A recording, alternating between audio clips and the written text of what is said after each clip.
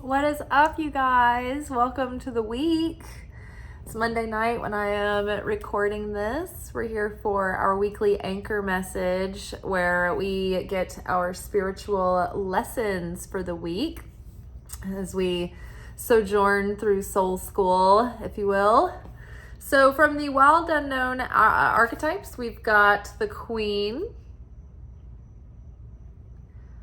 followed by the Threshold. I know we're excited to see that. Feeling like we're finally approaching a threshold, not a void. And Aletheia, which is truth.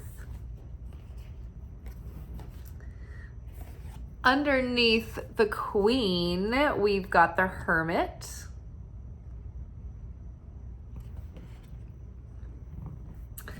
Underneath Threshold, we've got Six of Swords.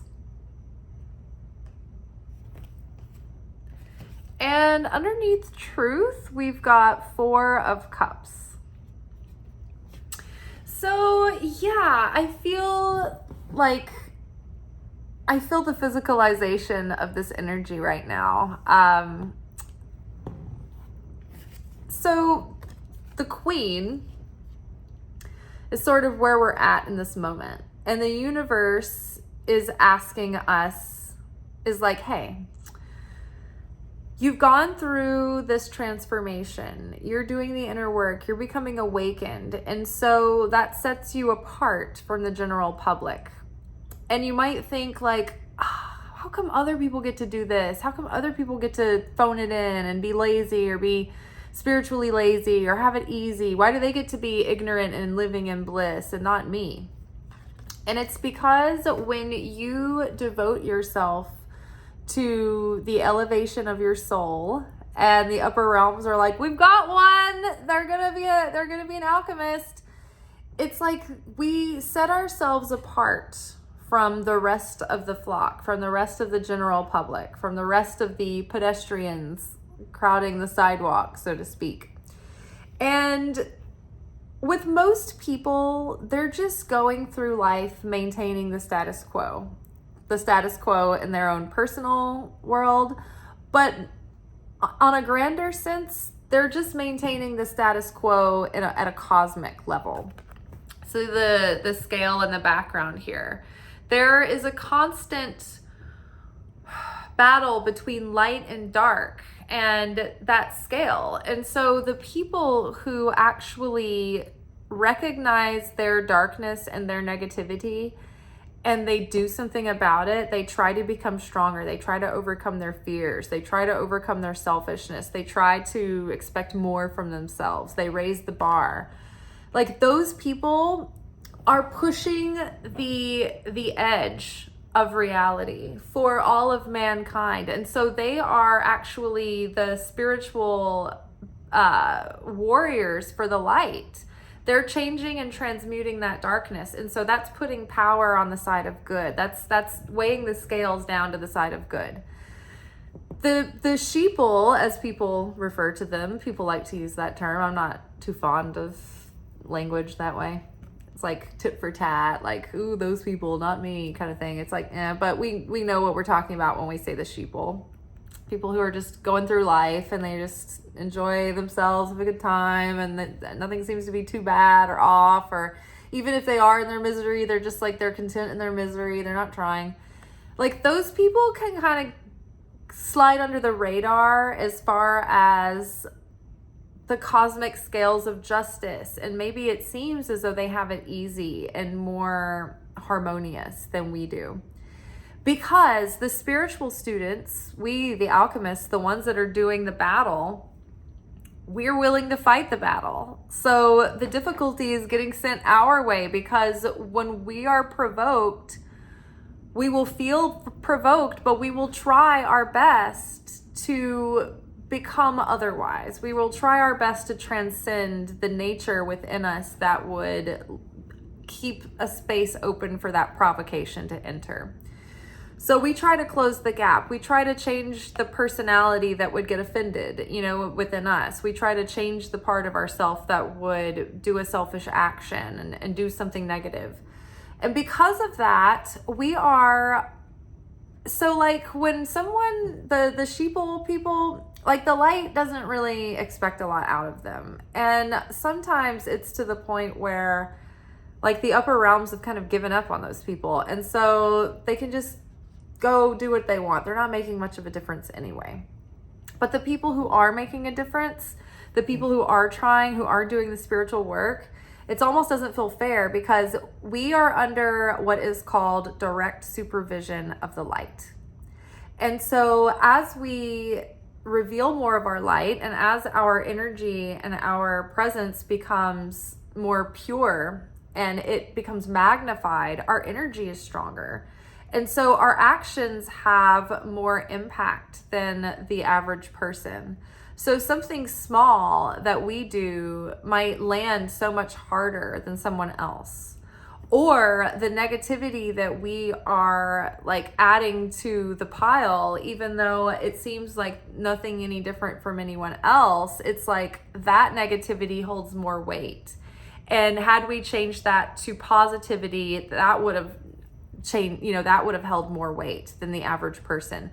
So it's important not only on the cosmic scale that the spiritual students, the spiritual seekers, the light workers are on point, but it's important too because they're the example for others as well. So being under direct supervision of the light, you feel almost like you have a harder time. And you can't get away with anything. And everything is like feels so much harder. And so that part of us can feel very isolated and very exhausted on this journey. And so if we think back to the archetypes of the queens that we know from pop culture, think about the Disney queens, think about particularly the Game of Thrones queens. In these queens stories, right, you've got different varieties of types of queens. Some queens are like the good women, the good guys. They're the queens of the light. Some queens are like evil queens, wicked queens, queens of the dark. But all of them had like their origin story. Just like the hero, right? When we talked about last week, we were trying to decipher what is our hero's journey.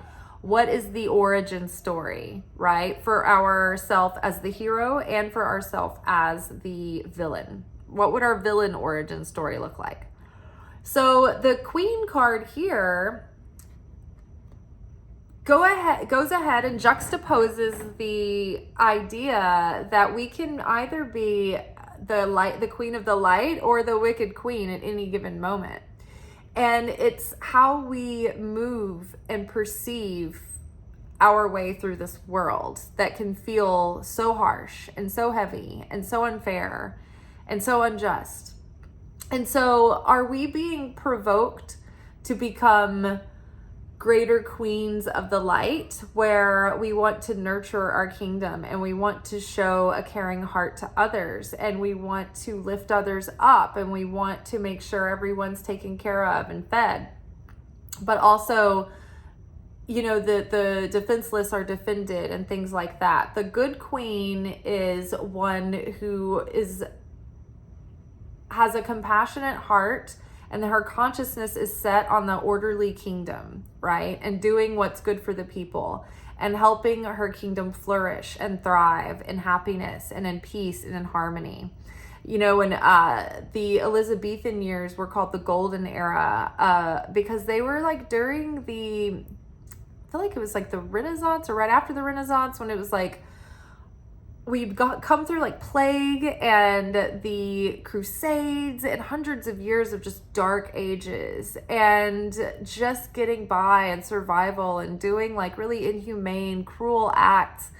And so during that Elizabethan age, she was such a good queen that the people were able to start thriving, and there were huge strides in evolution and art and literature, and people's minds and their intellect started to expand because their souls were not in just survival mode anymore. They'd made it out of the darkest age of human civilization coming into organization, and they were over that hump, and so they could expand through that contraction. So the queen in us is presiding over our kingdom. And where are we?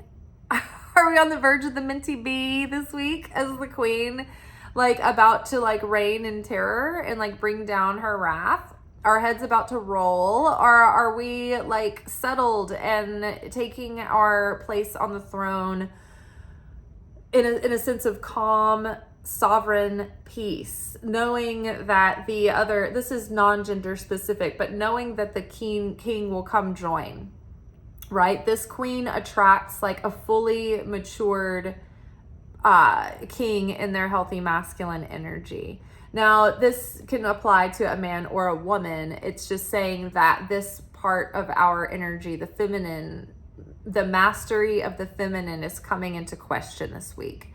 And so are we going to let that struggle and that darkness define us for the worse or for the better? Is it going to make us stronger and brighter and more resilient and compassionate and more determined and more loved by the subjects, the people, because we use that to understand them better and spread more kindness and goodness?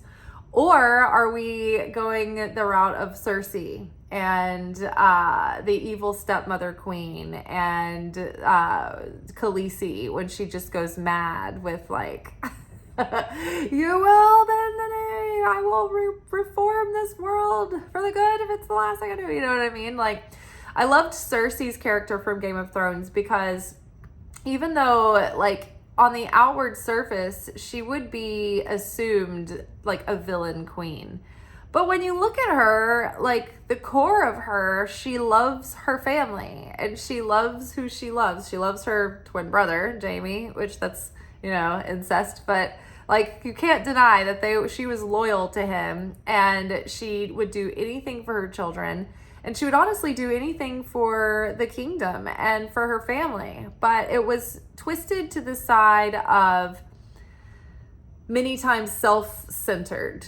And she would do whatever it takes to keep the power. It was very much like power hungry and self-centered. So that could get out of balance. But there were good parts of Cersei too. And she was very strong and a force to be reckoned with. And I really, really liked Cersei's character.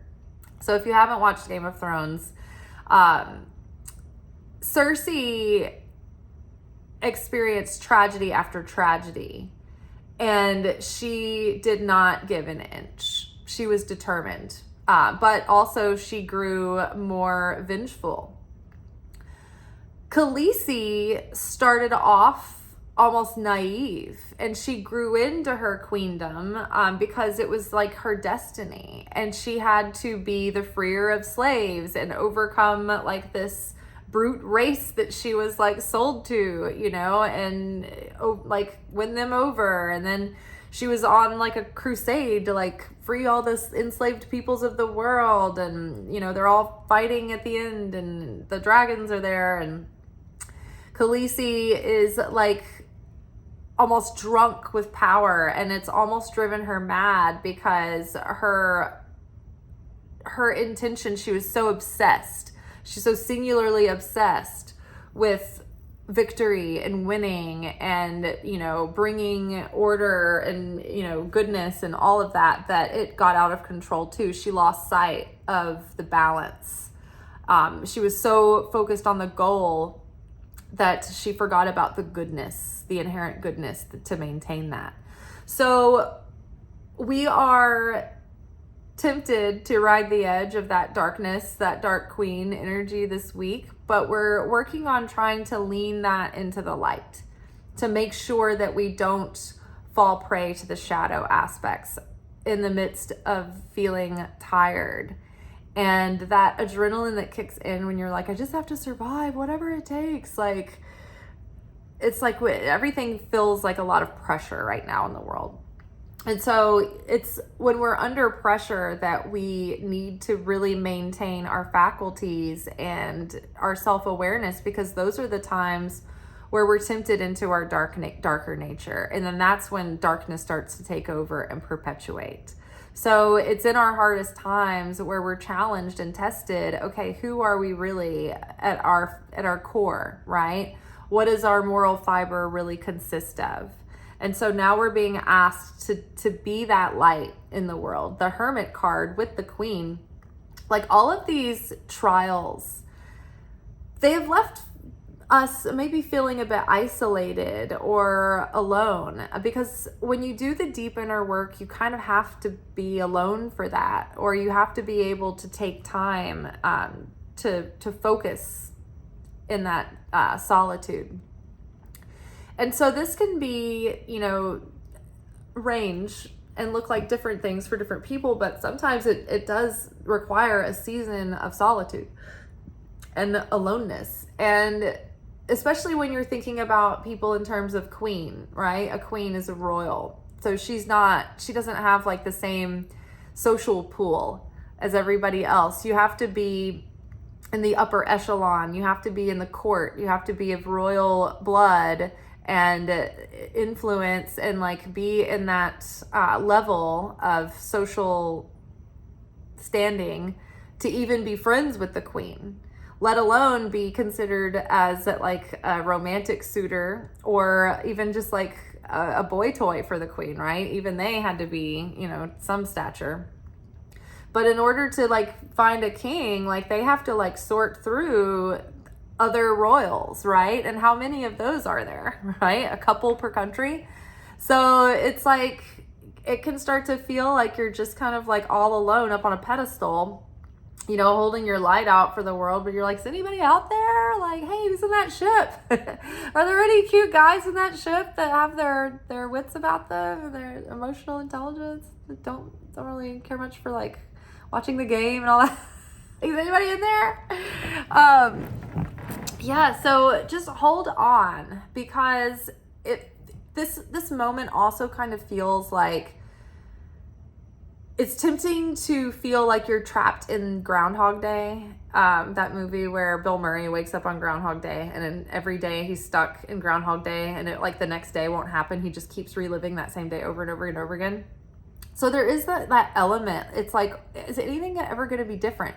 But it is. It's just that we're coming out of this season that has prepared us to go ahead on the trail and see what's coming, so that we can go back and get the others and be like, hey, I know the way. And I've been up and down this path many times. I can show you where the dangers are. I can show you where the shortcuts are. I can prepare you for what's ahead. So hold on to your hopes, because hold on to your socks, folks. We're at the threshold. So this is like finally moving through one phase and into the other, right? A threshold is passing through one space into another space, walking through a doorway, right? Well, we've been, we just came through this Lionsgate 888 portal, where that kind of spit us out into this new timeline that we've been approaching for quite some time. And so it's like we've been in these phases that feel like the beginning, but like it's not started yet. And it's like, is this the beginning? And it doesn't feel like it started yet. And I think that there was just a couple of years that we had to rinse and repeat a lot of things within ourselves so that we could have like a very fast but intense evolution happen, and an elevation and awakening that changed our perspective and that changed the way that we approached life. So it just feels like, oh my gosh, is like the vibe ever gonna change? Is the mood gonna get any better? And it is, because we're here on the threshold of the new beginning. We've got this orange and this yellow, and it looks almost like a rising sun. It looks like a new day is dawning. and it's fire and it's brilliant and it's life force, right? We also, on the weekly energy oracle forecast, did have the sacral chakra coming up, which is that orange color, right? This new beginning that's being birthed. So we're in the threshold of new phases, new things starting, new creativity coming forward. And it's just like we're just on the edge and we're about to jump into that newness that just has so much brightness and warmth. But it really doesn't have any shape or detail yet, not that we can make out. And so Six of Swords is here with the threshold. And this particular version of Six of Swords I really like, because the Six of Swords card talks about victory after the storm, victory after the battle. It's like it depicts two people, or like one person pushing a boat and two kind of refugees in the boat, and they're moving away from one piece of land and they're sailing towards another piece of land. And it's like they're sailing away from the stormy clouds, and they're storming, and they're sailing towards brighter, calmer skies. So it's like the difficulty is over and we're past the battle and we're moving towards more peaceful, serene, more peace and serenity. But it's just like we're just like in the transitional period going towards that. We're not quite there yet. And so I like this artwork because here we have someone who's not just in the midst of the storm, but it's almost like they are the storm. They have become the storm, and they're floating and they're looking for somewhere to drop anchor. And it's like so funny because the storm is just coming with them, but it looks like it's dissipating, right? It's like not a lot of clouds left. And they found like this deserted island, which is a nice place to stop off. But it's not the end of the trip. Because if you look closer, it's like you can't see it, but in the distance, it looks like there might be land, a bigger mass of land in the distance, but maybe this is a good place to stop off for a moment. And it's like, there's nobody there either. It just feels like very alone. But this isn't going to last forever, right? We're on the threshold, but this isn't the end, right? This isn't the, we haven't landed yet. So good things are coming. We're all literally on the verge of like success and victory, and like the energy is already shifting. It's just, we're getting through the last part of the journey. It's like the end is in sight. I can see land, and it's like Noah's Ark when the rain stopped, and Noah sent out the dove to see if it could bring back any signs of life, and the dove came back with an olive branch. And it's like, can you imagine like how relieved you must feel? It's like, oh my gosh, like the waters are starting to recede. But then the feeling of like anxiety and claustrophobia of knowing like you can't get off the boat yet, like it's still gonna be a minute. And then like once we do get off the boat, everything's gonna be mud to rebuild completely from scratch. Like everyone's already tired. It's like, oh, wow, we're starting and we're already, it's like this is only the beginning and we're exhausted. And I think that's where we're at with this card. This Four of Cups is like, oh, this is the winter of my discontent. Like thinking about all of this is just, it's become very tiresome. And this character is kind of like downtrodden and withdrawn. And I feel like this is just a momentary feeling of being kind of caught up in the focus on the dark clouds, the vignetting of darkness around the light, the remaining storm that we're still in. See, if you look closer to this card,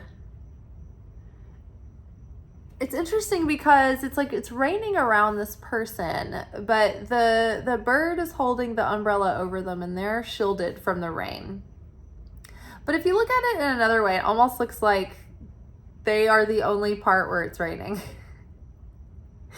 So you can kind of interpret it either way. But the card, I mean, like literally has all the raindrops around the person. So it's like you're kind of like sitting in the midst of the storm. You're like, oh, is it ever going to stop raining? Everything's soggy. And yet you have this like friend back here holding an umbrella. So there is some shelter. Spirit and heaven, they're sending us helpers and they're sending us encouragement. And we're not completely exposed. Although it does feel like we're in the middle of a storm and all we have is like an umbrella that barely covers us and we're still getting kind of wet. So this is like a challenging moment. You know, it might be stressful. We're still finishing up some of the challenges that we've been facing over the last few weeks, but I don't think that there's any new, any new surprises coming out of left field. I think that this is all about sorting through what's already come about and moving forward from there. But I think that the energy feels like I can't go on another step kind of thing. So rest as you can and try to renew yourself. Try to focus on appreciation. And if you're feeling just really down on your luck and like dissatisfied and discontent with your circumstances right now, then try to like reach out to someone else in encouragement or be there for another person. Because usually like it's when we feel like, oh, I need to go get help. I need to like focus on my problem and I need someone else to focus on my problem with me and I need help with this. Sometimes if we go and run into someone who also needs help, or we act as an encouragement to another person, or if we're feeling lonely and we extend our friendship to someone else, instead of making it about us, it's like we are curious and want to show care and love for another, then that usually gives us the strength and the joy that we need to actually turn our attention around on what we should be grateful for and appreciate. In Kabbalah, there was like a harsh lesson that I learned one day, but I was like, oh, that really makes sense. But my Kabbalah teacher was telling us if we feel frustrated that we're not getting enough and we don't have enough, or, you know, nothing's enough, whatever it is, like nothing's happening, this isn't enough for me. If we're frustrated that we're not getting enough of any given thing, it's not that we're not getting enough. It's that we have too much, more than we can appreciate is the problem. And so we're not receiving because the universe is allowing us an opportunity to appreciate what we have. And our consciousness is slipping into unappreciation and negativity. And so even though it feels counterintuitive, the source, how to get to the source of that ailment is to shift into appreciation, right? This person here is discontent, but they're kind of like self-focused. And that's not always a bad thing. It's like we can't ignore ourselves completely, but sometimes we can get into that mode where we need to get shaken out of it by something. And a good thing to shake us out of feeling down on ourselves is to help someone else, is to be a light for someone else, is to be an encouragement for someone else. So the truth card has come up here. And so it's like, test yourself and check yourself on how you're perceiving your circumstances. What are you focusing on, right? Are you focusing on the ego's fear and reactivity and insecurity and your fearful responses to life? Or are you focusing on the truth that is coming in through revelation and awakening and the experience that you've been living? And it's the kind of truth that it's like when you live this truth, you know this truth, and that truth sets you free. It's like you can't be told any different about the highest truth when you have lived it and experienced it for yourself and you know it to be true. And one thing I know to be true is that the light loves us. God loves us.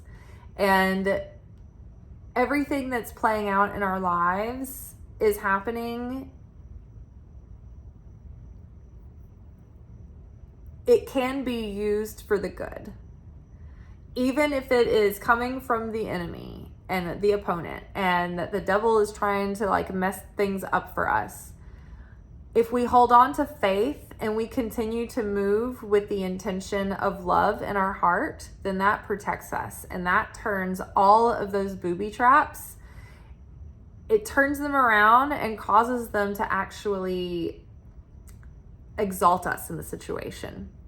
So in any given moment, just have faith that you can activate the presence of God in it, and things can turn around in an instant.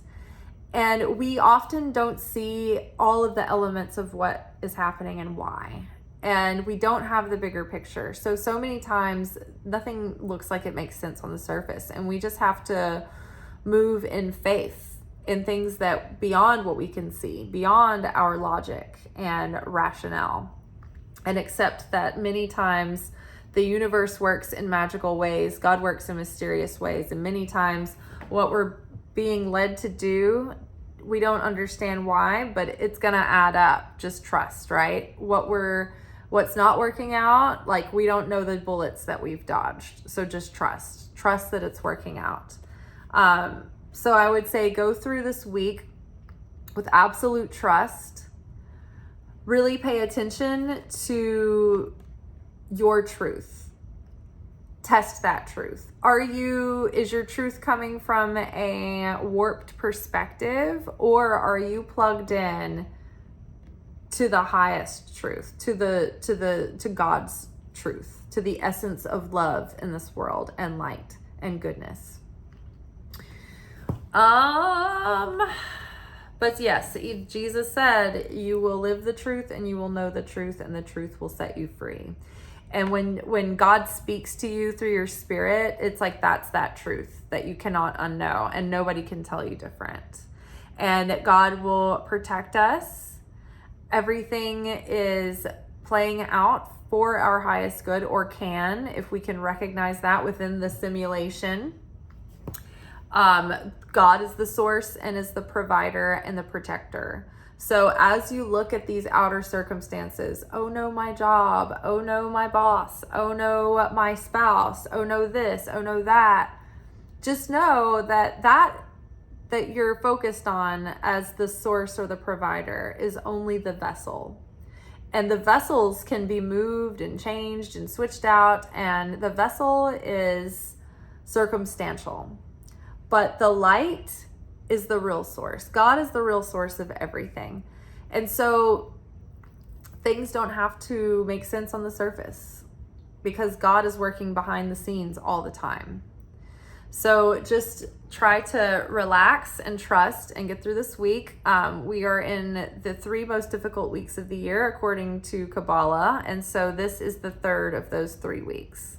So the last couple of previous weeks, it was like the shadow leading up to Mercury retrograde. Now we're in the Mercury retrograde. I'm not sure if Mercury retrograde is going to be going on for like 1 more week after the 3 most difficult, but hold on, because I think that the energy is really going to lighten up.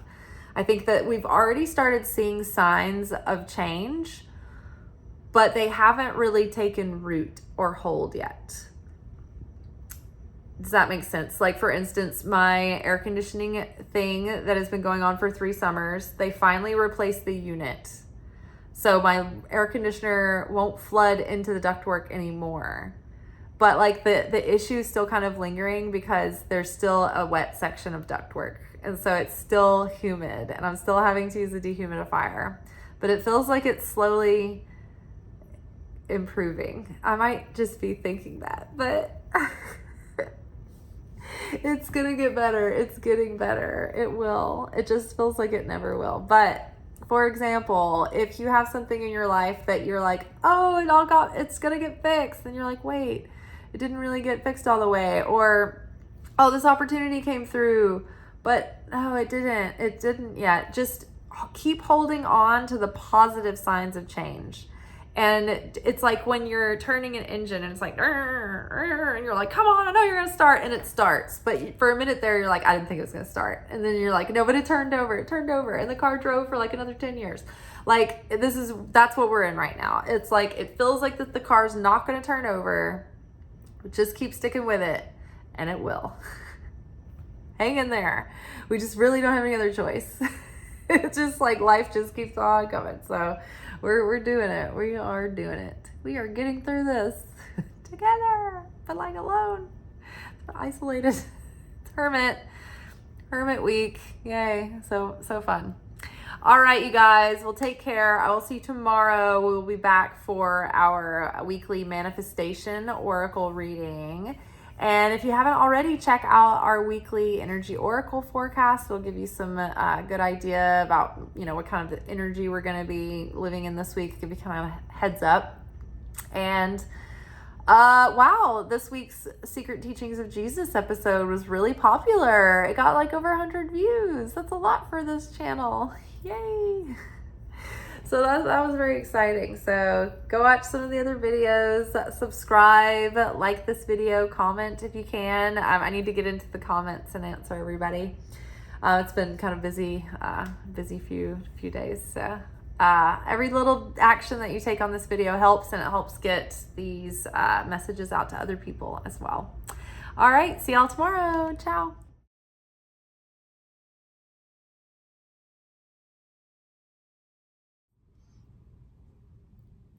Thank you for watching. If you enjoyed this video and you got something out of it, then please give it a like. Subscribe to the channel. Turn on notifications to be notified of when I drop content. Like the videos, comment, share them. Anything that you do helps these messages get out to other people who need them. So you watching a video and taking an action on it actually makes a positive difference in someone else's life.